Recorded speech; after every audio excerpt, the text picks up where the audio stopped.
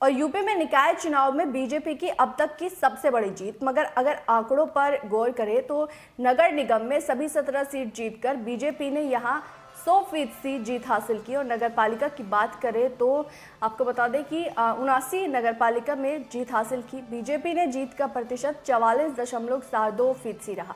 वहीं नगर पंचायत में बीजेपी ने 191 सीट जीती और जीत का प्रतिशत 35% रहा।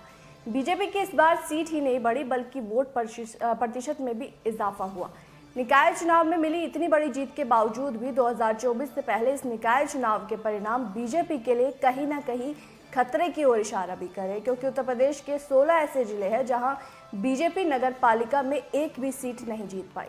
2024 के लिए बीजेपी ने भले ही मिशन 80 का लक्ष्य रखा, लेकिन निकाय चुनाव के नतीजों से पार्टी उत्साहित हो, लेकिन इन 16 जिलों में कहीं ना कहीं बीजेपी के सामने बड़ी मुश्किल खड़ी कर दी, क्योंकि यहां जितनी भी नगर पालिका है वहां बीजेपी को कहीं पर जीत का स्वाद चखने को नहीं मिला।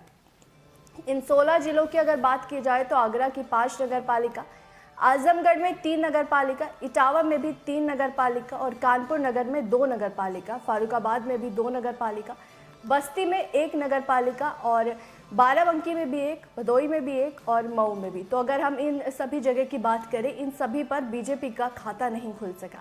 हालांकि आगरा, कानपुर, मुरादाबाद, अयोध्या, इन सभी नगर निगमों में बीजेपी की मेयर ही जीते हैं, लेकिन यहाँ की नगर पालिकाओं में बीजेपी को मात मिली। जाहिर सी बात है 2024 के लोकसभा चुनाव से पहले कहीं ना कहीं ये पार्टी की चिंता बढ़ाने वाला है, लेकिन पार्टी के लोग कह रहे हैं कि बीजेपी 24 में भी सभी 80 सीटें जीतेगी।